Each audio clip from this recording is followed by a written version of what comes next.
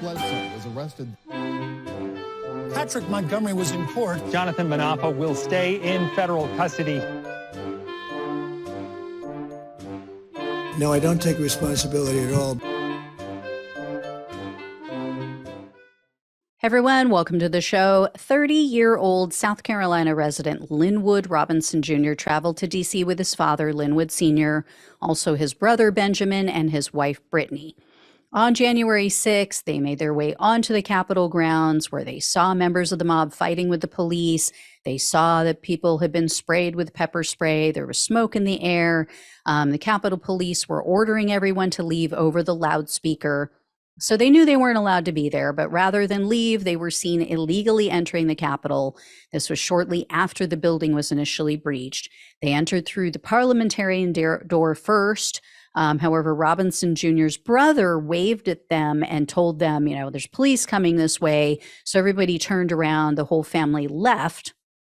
But then they walked around the building and they were trying to find another entrance. So that's when they entered through the Senate wing doors. From there, Robinson Jr. and his family walked with the mob to the Capitol crypt. They were at the front of the police line and took part in that huge push where they overwhelmed the officers who were very outnumbered. They forced their way further into the building, and then from there, they made their way to the second floor. They went into the office of Speaker of the House, Nancy Pelosi, and then after exiting Pelosi's office, they went and they joined a mob that was gathering outside of the House chamber. There was a set of doors, police were guarding it.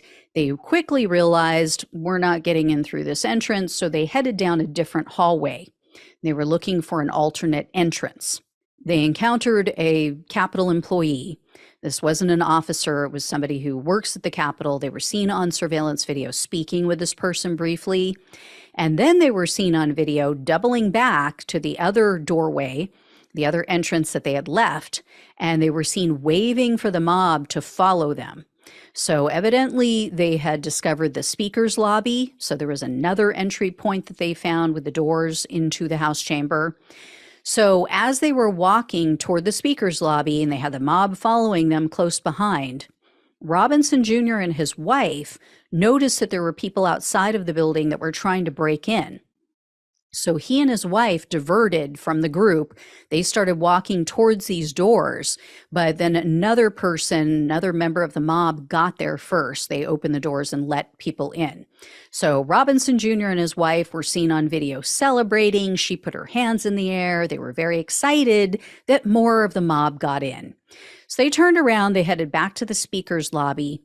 And by this time, the crowd was out of control. They were screaming, they were yelling and cursing at the officers. There were 3 officers who were guarding those doors.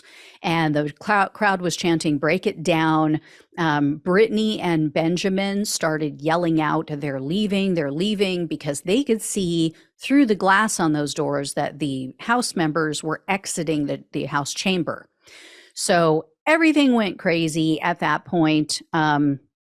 Somebody shattered the doors. Another January 6th convict shattered the doors, or a couple of them were shattering glass on the doors, but one of them broke through. And then that, of course, is when Ashley Babbitt attempted to climb through that glass and she was shot and killed. So only then did the family finally leave the building. And on May 19th of 2022, Robinson Jr. was arrested and he was charged with entering a restricted building or grounds, 2 counts of disorderly conduct, and parading or demonstrating in a Capitol. He pleaded guilty to the parading charge, and that was in April of 2023. So he was facing up to 6 months in prison, 3 years of probation, and $5,000 in fines. However, the prosecutor requested a sentence of 90 days in prison, 3 years of probation, 60 hours of community service, and $500 in restitution.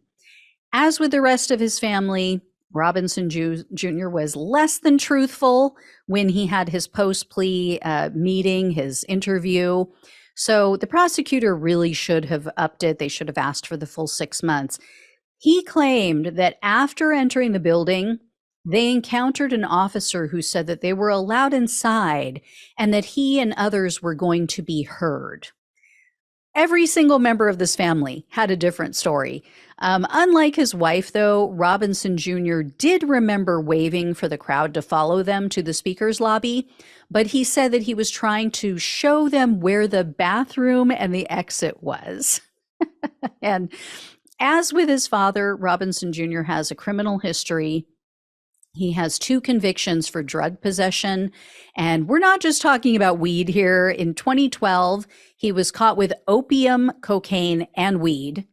And then in 2014, he was caught with heroin. And in 2019, he was arrested but not convicted for some sort of intimidation incident that involved his brother. That same year, the prosecutor says that Robinson Jr. was issued a police complaint because someone reported that he was making threats against them.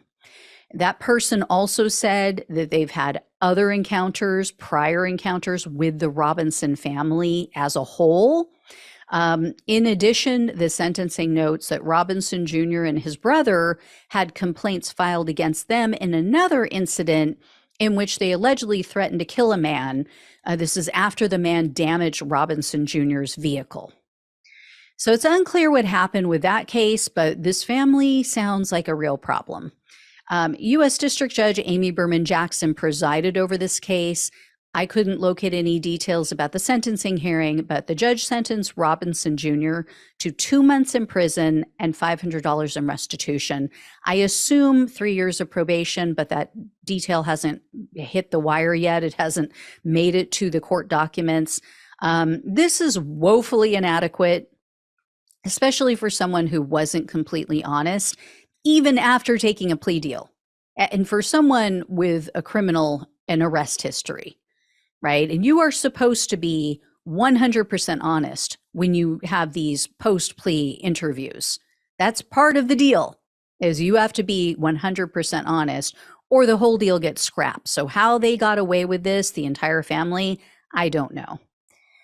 Anyway, guys, I'll let you know if I hear any more. Thank you so much for watching and listening. Please like, share, and subscribe. Please become a donor if you can. Links are down below in the description box on YouTube and on the podcast. Love you guys. Take care. Talk with you soon.